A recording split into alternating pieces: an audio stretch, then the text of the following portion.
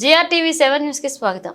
నారా చంద్రబాబు నాయుడు ఆంధ్రప్రదేశ్ ముఖ్యమంత్రిగా సచివాలయంలో బాధ్యతలు చేపట్టి 5 ఫైళ్లపై సంతకం చారిత్రాత్మక నిర్ణయమని రైల్వే కోడూరు తెలుగుదేశం ఇన్ఛార్జ్ ముక్కు రూపానందరెడ్డి విలేకరుల సమావేశంలో మాట్లాడుతూ ఆంధ్రప్రదేశ్ సీఎంగా ప్రమాణ స్వీకారం చేస్తున్న చంద్రబాబు నాయుడు సచివాలయంలో ముఖ్యమంత్రి బాధ్యతలు చేపట్టి 5 ఫైళ్లపై సంతకం చేసి చంద్రబాబు నాయుడు ఎన్నికల్లో ఇచ్చిన హామీ 5 ఫైళ్ల మీద సంతకం పెట్టి ఎన్నికల్లో ఇచ్చిన హామీ నిలబెట్టుకున్నారని ఇక మా నాయకుడు చంద్రబాబు నాయుడు తెలుగుదేశం రైల్వే కోడూరు ఇన్ఛార్జ్ ముక్కు రూపానందరెడ్డి విద్యార్థులకు కార్యకర్తలకు స్వీట్లు తినిపిస్తూ సంతోషం వ్యక్తం చేయడమైంది. అలాగే రైల్వే కోడూరు బస్టాండ్ నిర్మించేందుకు రాజంపేట జిల్లా రాకపోవడం మనకు దురదృష్టకరం. తప్పకుండా దీనిపై దృష్టి సారించి రాజంపేట తిరిగి జిల్లాగా తీసుకొచ్చేదానికి నా వంతు కృషి చేస్తానని రైల్వే కోడూరును జనసేన పార్టీ అభ్యర్థిగా అరవ శ్రీధర్కు సీటు అడిగిన వెంటనే ఇచ్చినందుకు పవన్ కళ్యాణ్కు కృతజ్ఞతలు తెలియజేశారు. ఇక తెలుగుదేశం జనసేన బీజేపీ ఎన్డీఏ కూటమి అభ్యర్థి అరవ శ్రీధర్ను మంచి మెజార్టీతో గెలిపించి రైల్వే కోడూరు ప్రజలకు నేను ఎప్పుడు రుణపడి ఉంటానని రూపానందరెడ్డి తెలియజేశారు. ముందుగా రైల్వే కోడూరు ఇన్ఛార్జిగా నన్ను ప్రకటించినందుకు నా మీద నమ్మకం ఉంచి ఇన్ఛార్జిగా ప్రకటించినందుకు నారా చంద్రబాబు నాయుడు గారికి మనస్ఫూర్తిగా కృతజ్ఞతలు తెలియజేసుకుంటున్నా. అదేవిధంగా పవన్ కళ్యాణ్ గారు నా మీద నమ్మకం ఉంచి టికెట్ అనౌన్స్ చేసిన టికెట్ మళ్ళీ అరవ శ్రీధర్కు ఇవ్వడం చాలా మంచి కార్యక్రమం. అది సారు పవన్ కళ్యాణ్ గారిని నేను అడిగిన వెంటనే ఆయన కూడా నా మీద నమ్మకం ఉంచి అరవ శ్రీధర్ టికెట్ ఇవ్వడం ఆయన కృతజ్ఞతలు తెలియజేసుకుంటున్నాం. ముందుగా ఎన్డీఏ కూటమి జనసేన అభ్యర్థి అరవ శ్రీధర్ కోడూరు నియోజకవర్గంలో మంచి మెజార్టీతో గెలవడం ఇది ప్రజలకు ఎన్ని జన్మలకు నా రుణం తీర్చుకోలేను. ఆ విధంగా ప్రజలు నన్ను ఆశీర్వదించినందుకు వాళ్ళకు కృతజ్ఞతలు తెలియజేసుకుంటున్నా. ముందుగా నారా చంద్రబాబు నాయుడు గారు సీఎంగా ప్రమాణ స్వీకారం చేసిన వెంటనే 5 ఫైళ్ళ మీద సంతకం పెట్టడం జరిగింది. మా ప్రభుత్వం ఆ విధంగా ఉంటుంది, అంత మంచిగా పరిపాలన చేయాలనే ఉద్దేశంతో నారా చంద్రబాబు నాయుడు గారు ఫస్ట్ మెగా డిఎస్సి 16,000 పోస్టులు పైచులకు ఇవ్వడం జరిగింది. ఫస్ట్ సంతకం. రెండో సంతకం ల్యాండ్ టైటిల్ అనే విషయము జగను ప్రజల్ని భయభ్రాంతులు చేసే విధంగా ఉండడం చూసి మా సీఎం గారు ఆ రోజే మాట ఇవ్వడం జరిగింది, దాన్ని రద్దు చేస్తానని. అదేవిధంగా మాట ప్రకారం కట్టుబడి రెండో సంతకం రద్దు చేయడం జరిగింది. అది ప్రజలకు ఎంతో ఉపయోగకరం. మూడో సంతకము పెన్షన్ అనేది 4,000 ఖచ్చితంగా చేస్తానని హామీ ఇవ్వడం జరిగింది. ఆ హామీ ఇచ్చే దాని ప్రకారం మాట తప్పకుండా మూడో సంతకం పెట్టడం జరిగింది. నాలుగో సంతకం వచ్చి అన్న క్యాంటీన్ పునరుద్ధరణపై 4వ సంతకం పెట్టడం జరిగింది. ఈ విధంగా విద్యార్థులకు నైపుణ్యత పెంపొందించే విధంగా, వాళ్ళకు ఉద్యోగాలు వచ్చే విధంగా 5వ సంతకం పెట్టడం జరిగింది. మాట ప్రకారం కట్టుబడి నారా చంద్రబాబు నాయుడు గారు మన సీఎం గారు ఈ 5 సంతకాలు ప్రజలకు ఉపయోగపడే మంచి కార్యక్రమాలు చేయడం జరిగింది. ఆయనకు మనస్ఫూర్తిగా కోడూరు ప్రజల తరపున మనస్ఫూర్తిగా కృతజ్ఞతలు తెలియజేసుకుంటున్నా. జగన్ వైఎస్ఆర్ కాంగ్రెస్ పార్టీ ప్రభుత్వం పెట్టింది, దాన్ని ప్రజలకు ఎంత ఈరోజు పార్టీ ఈ విధంగా పోవడానికి కూడా అది ఒక కారణం. వైఎస్ఆర్ కాంగ్రెస్ పార్టీ టైటిలింగ్ అంటే రిజిస్ట్రేషన్ చేసిన డాక్యుమెంట్స్ గవర్నమెంట్ పెట్టుకునే హక్కు గవర్నమెంట్ ఎక్కడ ఉంది? ప్రజలకు ఉంటుంది ఆ హక్కు. ఆ హక్కును కాలదోసే విధంగా వైఎస్ఆర్ కాంగ్రెస్ పార్టీ పెట్టడం జరిగింది. మా నాయకుడు చంద్రబాబు నాయుడు గారు సభలో చెప్పడం జరిగింది, ఇది గవర్నమెంట్ వచ్చిన వెంటనే రద్దు చేస్తారని మాట ప్రకారం కట్టుబడి రద్దు చేయడం జరిగింది. ఇప్పటి నుంచే ఉన్న స్టాంప్ పేపర్లు మళ్ళా పునరుద్ధరిస్తారా, లేదా ఇదే విధంగా మీ సేవలో నుంచి తీసుకొచ్చిన డూప్లికేట్ పేపర్లో ఇస్తారా?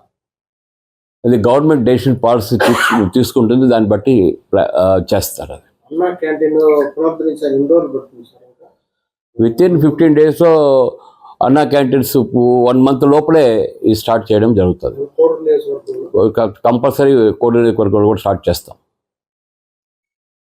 ఇంతటి ఘన విజయం సాధించారు కదా, పార్టీలో మీకు ఎలాంటి ప్రాముఖ్యత ఉంటుంది?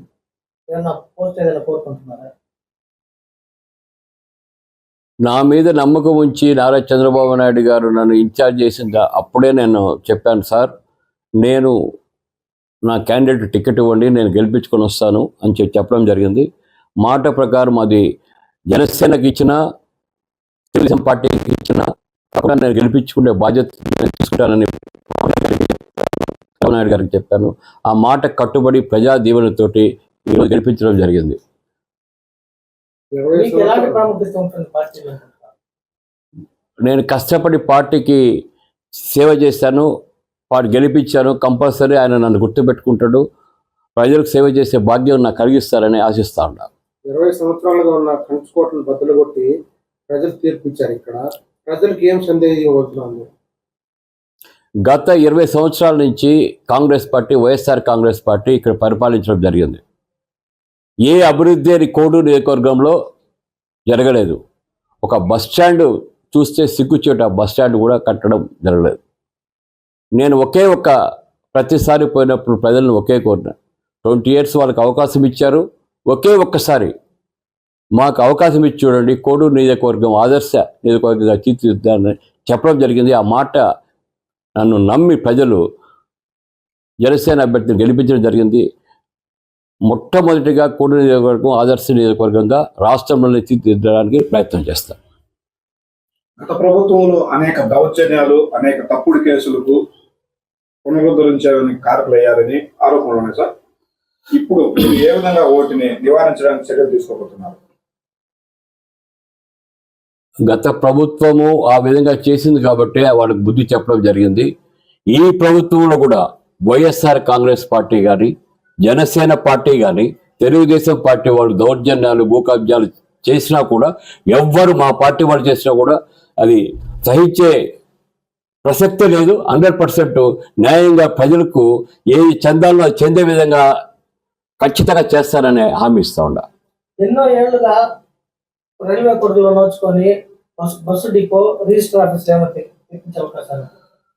ఫస్ట్ ప్రయత్నం నాది ట్రాన్స్పోర్ట్ మినిస్టర్ రాంప్రసాద్ రెడ్డికి రావడం జరిగింది. రేపు నేను పోయిన వెంటనే ఒక రిప్రజెంటేషన్ ఇవ్వడం జరుగుతుంది.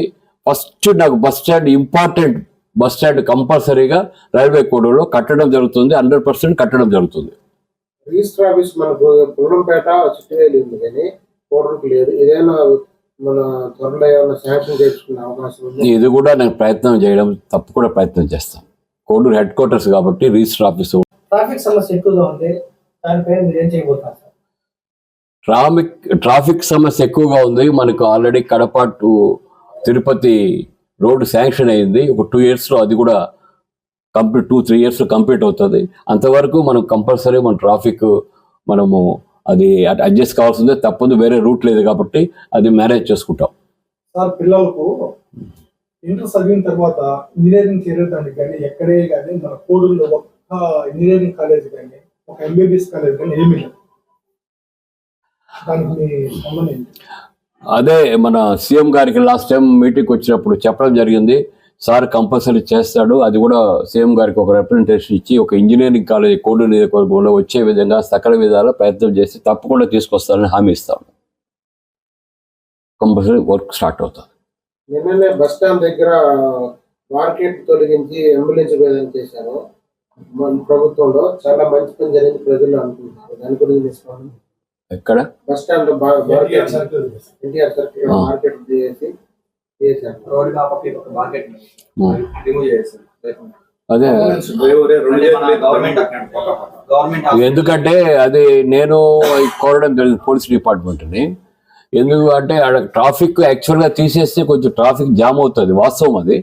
కాకపోతే మేము పోలీస్ వాళ్ళు కోరడం జరిగింది, ఒక పోలీస్ కానిస్టేబుల్ కంపల్సరీ ఇక్కడ ట్రాఫిక్ చేసేదానికి పెట్టాల్సింది ఖచ్చితంగా పెట్టాలి. ఇక్కడ ఒకటి రాజశేఖర రెడ్డి గారి విగ్రహం దగ్గర ఒకటి పెట్టాలని చెప్పడం జరిగింది. వాళ్ళు కూడా యాక్సెప్ట్ చేశారు. ప్రజల్లో కూడా మంచి స్పందన చేశారు. అంబులెన్స్ పోయేదానికి ఇబ్బంది లేకుండా? అన్నిటికీ కన్వీనియంటే, కాకపోతే ట్రాఫిక్ జామ్ అవుతుంది 100%. మనం చెప్పాలంటే ఒక కానిస్టేబుల్ కంపల్సరీ అటు ఉంటాడు కాబట్టి మనకు సర్దుబాటు. ప్రజా సమస్యలపై ప్రభుత్వ కార్యాలయాల చుట్టూ నెలల తరబడి తిరిగినా వాళ్ళ పనులు కాలేదని లబోదిమో అంటున్నారు ప్రజలు. వాళ్ళకు మీరు అధికారులకు ప్రజలను దృష్టిలో పెట్టుకుని అధికారులకు ఇచ్చే సూచనలు ఏమన్నా ఉన్నాయి సార్?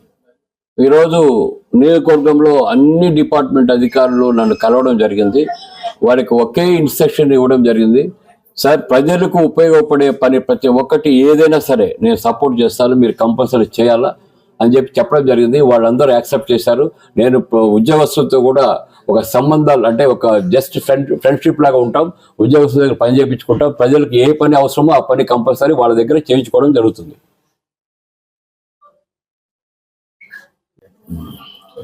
కొన్ని దశాబ్దాలుగా పెండింగ్ ఉన్నటువంటి వెంకటగిరి కోడూరు రోడ్డు విషయంలో మీరు ఎటువంటి చర్యలు తీసుకోబోతున్నారు? వాటిని అభివృద్ధి చేయాలనే ఉద్దేశం ఉందా? ఎప్పుడు లోపల చేయగలుగుతారు? కోడూరు డెవలప్మెంట్ కోసం లాస్ట్ టైం పవన్ కళ్యాణ్ గారు, చంద్రబాబు నాయుడు గారు వచ్చినప్పుడు మేము చెప్పడం జరిగింది. నగిరి గాలేరు కాలువ గురించి అయితేనేమి, వెంకటగిరి కోడూరు రోడ్డు గురించి అయితేనేమి, ఇంజనీరింగ్ కాలేజీ గురించి అయితేనేమి, ఒక బస్ స్టాండ్ గురించి అయితేనేమి అని చెప్పడం జరిగింది.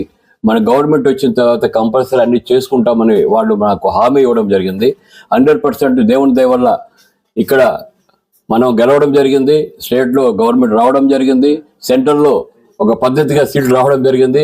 కాబట్టి ఫండ్స్ కూడా మనకు ఇబ్బంది లేకుండా బీజేపీ గవర్నమెంట్ ప్రధానమంత్రి గారు ఇస్తారని ఆశిస్తూ ఈ కోడూరు నియోజకవర్గానికి నగిరి గాలేరు కాలువ కంపల్సరీ తీసుకొచ్చే బాధ్యత తప్పకుండా తీసుకుంటామని, అదేవిధంగా వెంకటగిరి కోడూరు రోడ్డు కూడా కంపల్సరీ చేస్తామనే ఉద్దేశంతో సార్కి వాళ్ళకి చెప్పడం జరిగింది. వాళ్ళు చేస్తామన్నారు. ఖచ్చితంగా ఇవన్నీ డెవలప్మెంట్స్ కోడూరు నియోజకవర్గానికి జరుగుతుంది. ఇప్పుడు మనకు జిల్లా వల్ల అన్యాయం జరిగింది. చంద్రబాబు నాయుడు పవన్ కళ్యాణ్ వచ్చినప్పుడు ఒక హామీ ఇచ్చారు, న్యాయం చేస్తారు. దీని గురించి ఏమన్నా ప్రత్యేకంగా మీరు పోరాడే చేయగలుగుతారు?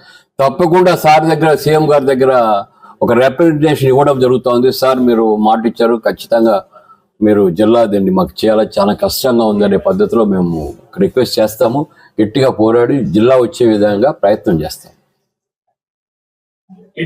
నగిరి ఆ కాలం కంటే కూడా ఈ బాగేట్ కొన, సిద్ధుగుంట చెరువు, ఈ వైకోట చెరువు, ఈ మూడు స్వచ్ఛంగా ఫుల్ఫిల్ అయ్యేది.